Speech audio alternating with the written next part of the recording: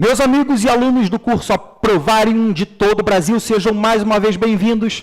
Agora a nossa terceira aula do Super Mega Power Intensivaço de Direito Administrativo para a primeira fase do 22º exame da OAB. Nos primeiros encontros, nas duas primeiras aulas, nós apresentamos o direito administrativo à administração pública, mostrando ela como um todo, em razão de quem atua, de suas finalidades, de seus objetos, seus regimes jurídicos, apresentando seus princípios. Agora, notadamente, com o destaque que obviamente se dá em razão das cobranças em prova, a administração pública atua de acordo com alguns princípios que informam, que orientam a sua atuação. Notadamente, o grande destaque sempre recai sobre os princípios expressos da administração pública na Constituição, e agora falaremos sobre eles. Princípios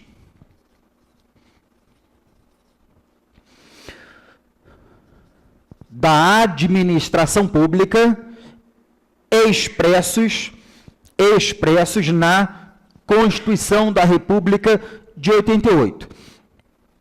O nosso interesse aqui é, de fato, apresentar uma visão sistêmica estruturada dos 5 princípios que estão alocados no artigo 37 caput da Constituição, que faz parte do título 3º, Organização do Estado, capítulo 7º da Administração Pública, seção 1ª, Disposições Gerais.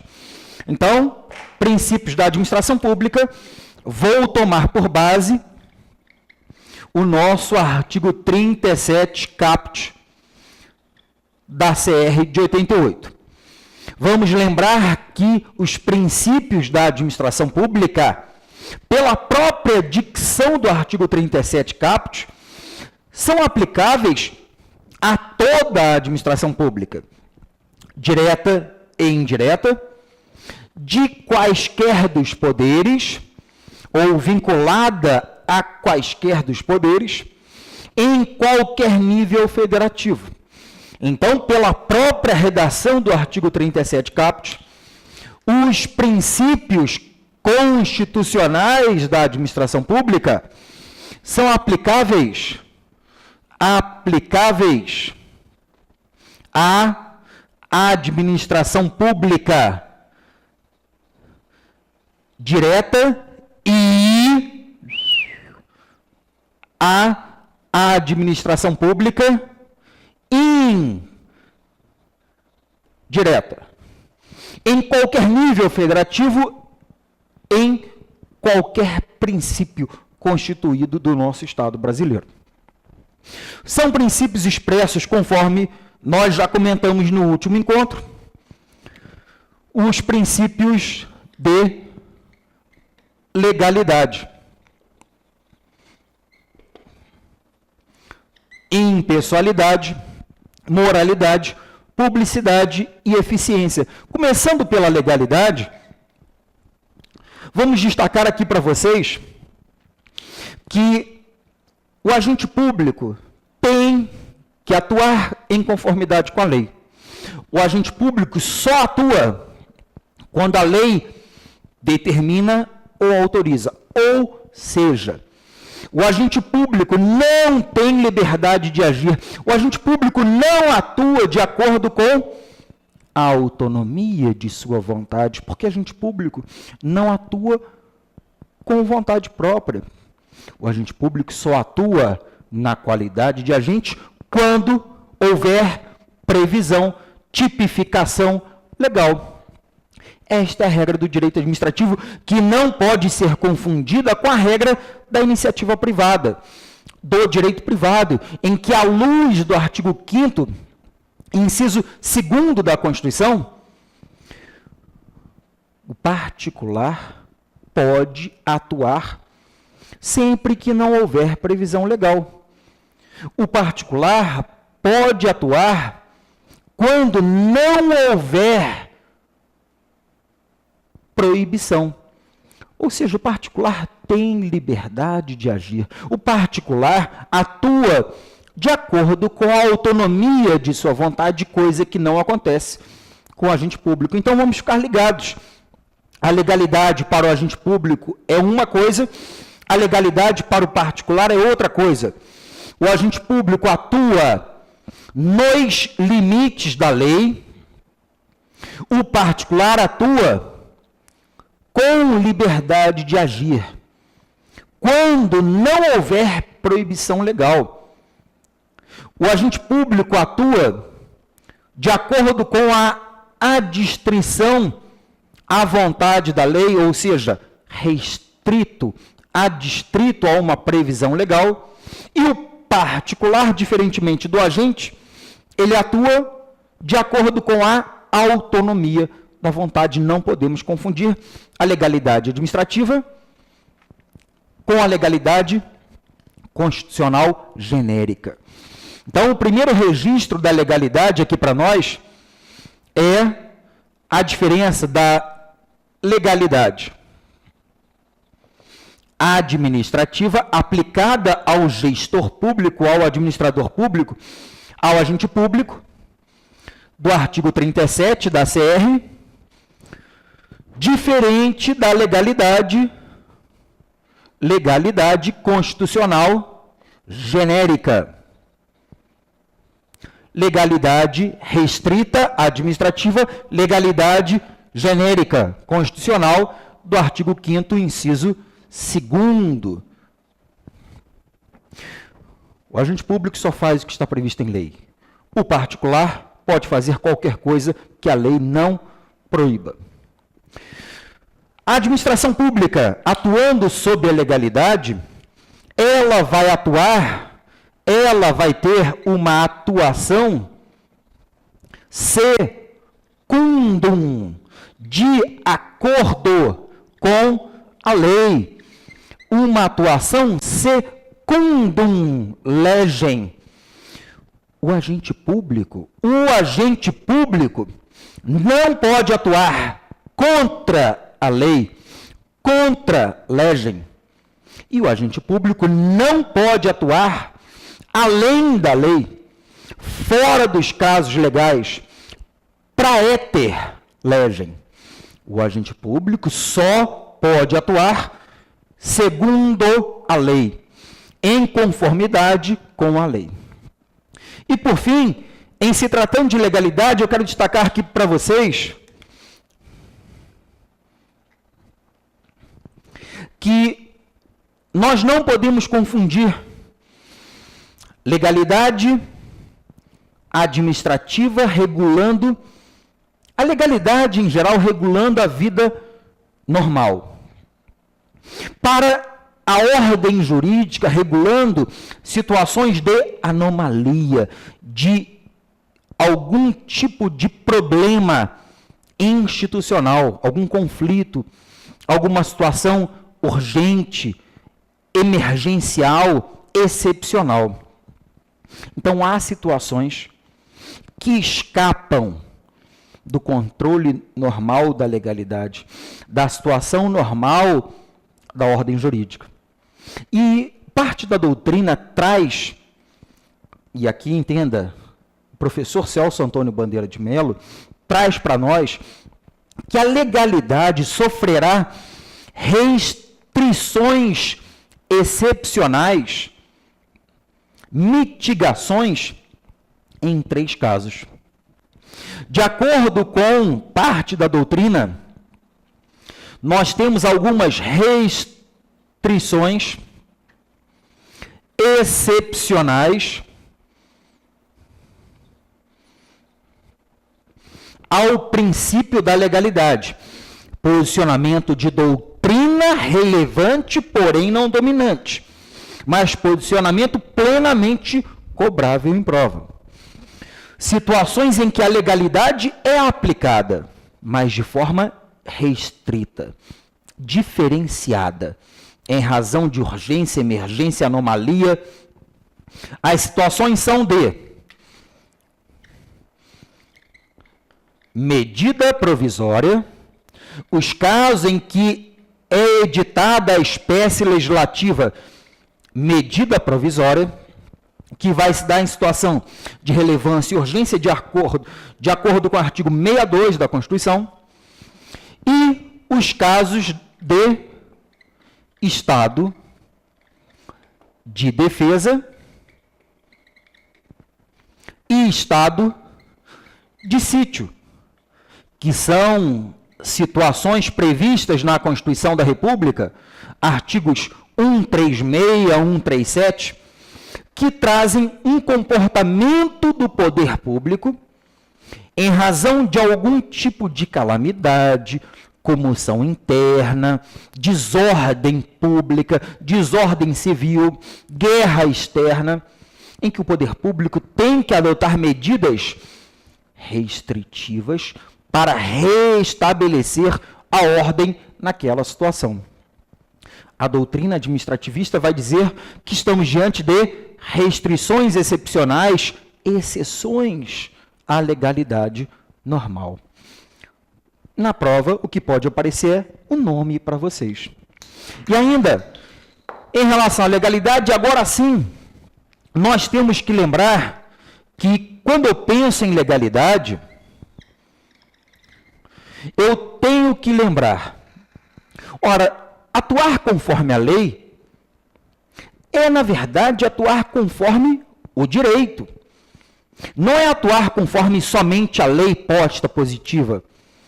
Se você olhar com carinho e atenção, o artigo já destacado aqui na nossa revisão, segundo, inciso 1º da Lei 9784 de 99, lei que rege o processo administrativo federal, artigo 2º, inciso 1º da Lei 9784 de 99, vai dizer que nos processos administrativos, ou seja, na atuação em geral da administração, ela tem que obedecer, tem que atuar conforme a lei e o direito.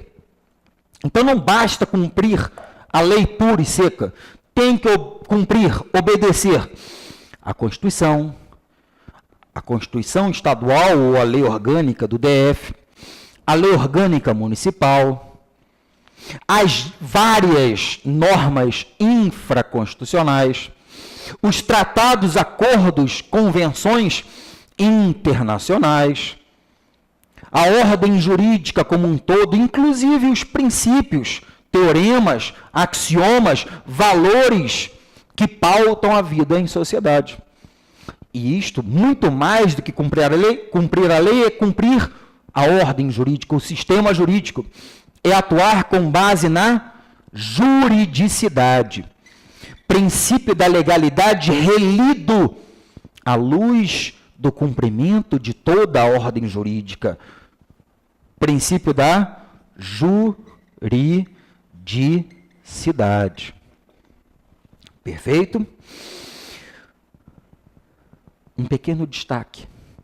Pode acontecer de a ordem jurídica não ser regulada por algo que decorra precisamente dos poderes constituídos.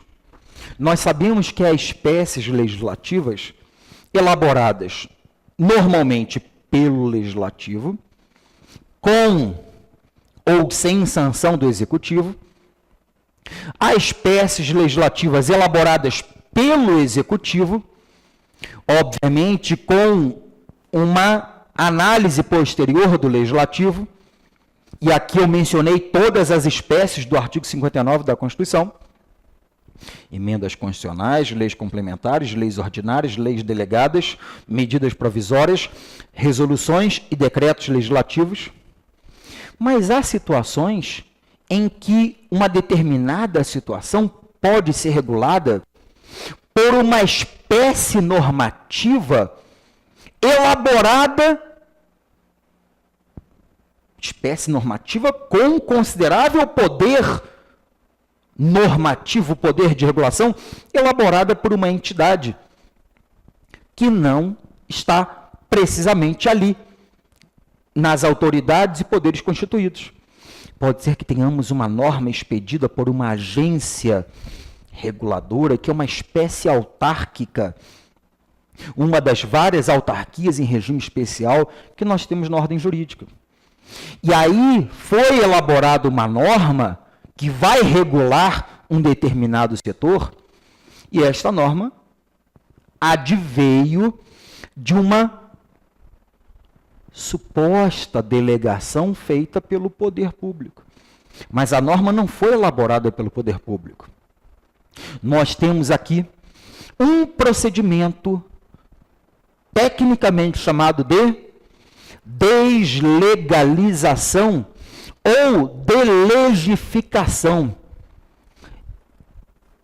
Uma espécie normativa, não daquelas constitucionais, uma espécie normativa que vai normatizar, regular um determinado setor de atuação do Estado,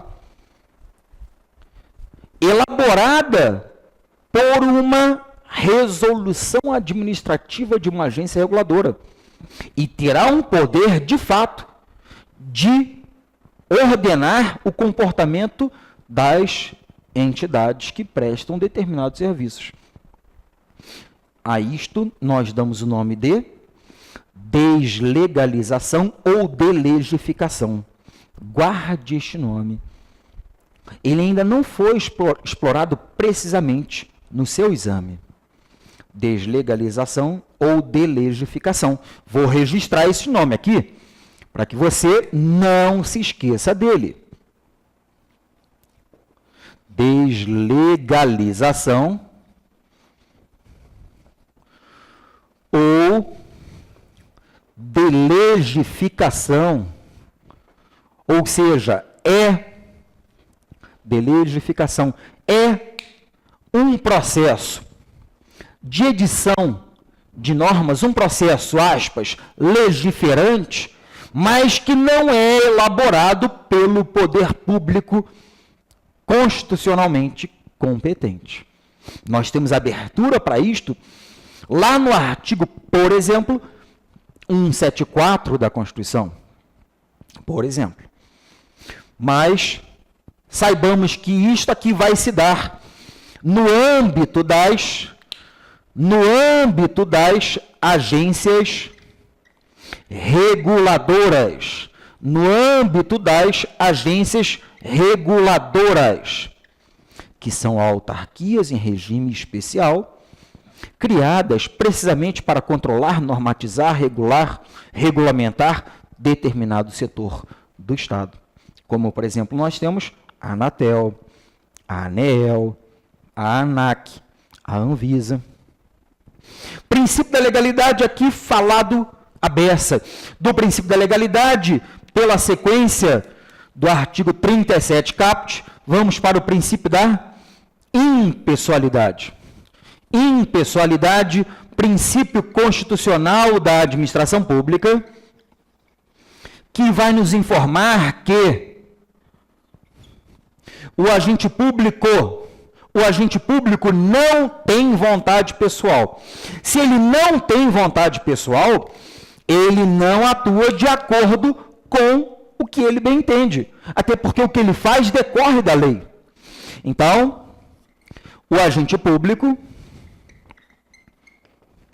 não tem vontade pessoal. Se ele não tem vontade pessoal, a vontade dele será atribuída a outrem, a alguém. Ora, se ele atua e faz algo, é porque ele manifesta uma vontade. Mas não é a vontade dele. Uma vez que ele foi investido em uma função pública, ele exercerá uma função determinada pela lei. Logo, a vontade manifestada por ele, naquele caso concreto, é uma vontade que decorre da entidade da qual ele faz parte, do poder público do qual ele faz parte. Vamos dizer, então, que neste caso, se o agente público não tem vontade pessoal, ele atua de acordo com a teoria ou o princípio da impessoalidade. imputação volitiva ou imputação da vontade. A vontade do agente é imputada, é atribuída à entidade a que ele pertence, atribuída à entidade da qual ele faz parte. Quem atua não é o agente, quem atua é a pessoa jurídica. O agente é um mero representante daquela pessoa jurídica. Tanto que, na forma do artigo 37, parágrafo 6º da Constituição, na forma do artigo 37, parágrafo 6º, 37, parágrafo 6º da Constituição da República de 88, quem é que responde pelos danos causados pelos agentes? Quem? As pessoas jurídicas, as entidades. As pessoas jurídicas, lendo comigo, as pessoas jurídicas respondem pelos danos que seus agentes, nessa qualidade, na qualidade de agente, causarem a terceiros. As pessoas jurídicas respondem pelos danos causados por seus agentes. Então, eu sou um agente público. Ao atuar e causar dano em você, você vai cobrar o prejuízo de mim? Não, não é isso que a Constituição diz. Até porque se a minha atuação é atribuída à pessoa jurídica, à entidade da qual eu faço parte, logo, é a pessoa jurídica quem vai responder pelo meu comportamento. Então, a responsabilidade civil do Estado, a responsabilidade objetiva do Estado, ela nada mais é do que uma aplicação do princípio da impessoalidade. A responsabilidade objetiva civil do Estado é uma aplicação do princípio da impessoalidade. Decorre deste princípio o fato de a vítima, ao sofrer um dano causado por um agente, não cobrar do agente, e sim cobrar da entidade. Vamos lembrar ainda que todo comportamento administrativo visa ao interesse público. Se todo comportamento administrativo visa ao interesse público, logo, eu não posso conceber que um agente público atue visando ao favorecimento de alguém, atue visando perseguir alguém, muito menos que ele vise a um favorecimento pessoal. Logo, vamos dizer com toda tranquilidade que o princípio da impessoalidade retrata bem a ideia de finalidade pública. Finalidade pública, alcance do interesse público. Alcance do interesse público, notadamente, do interesse público primário, que é a satisfação do bem comum. E quando o poder público atua em favor da coletividade, o poder público não pode, ao seu bel prazer, dar um tratamento melhor para A do que para B, dar um tratamento pior para C do que para F. O poder público tem que, na forma da lei, dar igual tratamento a todos. Tratamento isonômico, salvo quando houver alguma previsão legal estabelecendo que alguém mereça um tratamento favorecido, um tratamento diferenciado, como, por exemplo, idosos terão tratamento prioritário na forma da Lei 9784 de 99. Portadores de deficiência terão reserva de vagas em concursos públicos, um percentual a ser definido em lei, conforme previsto no artigo 37, inciso 8º da Constituição, que no âmbito federal De acordo com o artigo 5º, parágrafo 2º da Lei 8.112, esse percentual de vagas para portadores de deficiência em concursos públicos é de até 20% das vagas ofertadas no edital. Como, por exemplo, nós temos, com base no artigo 44 da Lei Complementar 123 de 2006, que é o Estatuto da Microempresa e Empresa de Pequeno Porte, um tratamento favorecido para as empresas, para as microempresas e empresas de pequeno porte, um tratamento favorecido para as ME e EPP, em que haverá um critério de desempate favorável para elas, o famoso empate ficto. Então, se houver previsão na ordem jurídica, pode-se dar, sim, tratamento favorecido para alguém. Ou seja, a regra é dar tratamento igual, porque todos são iguais. Mas se houver uma previsão legal dizendo, juridicamente, que alguém é desigual, o tratamento, obviamente, tem que ser desigual. Dar tratamento igual aos iguais e desigual aos desiguais à medida da desigualdade. Famosa isonomia material. E a nossa isonomia material será retratada aqui como uma aplicação do princípio da impessoalidade. Se eu der tratamento igual para todos, eu não serei pessoal. E o princípio da impessoalidade escancara isto. O meu comportamento não pode ser pessoal. Todos têm que ser tratados igualmente na medida da situação jurídica em que eles pertencem. Impessoalidade, destacada aqui por nós, principalmente porque letra de lei, vedação à promoção pessoal, isto já foi cobrado pela OAB-FGV, vedação à promoção pessoal, lá do nosso artigo 37, parágrafo 1º, artigo 37, parágrafo 1º da CR vai nos informar que a publicidade dos atos da administração pública deve ter caráter educativo, informativo ou de orientação social, dela não podendo constar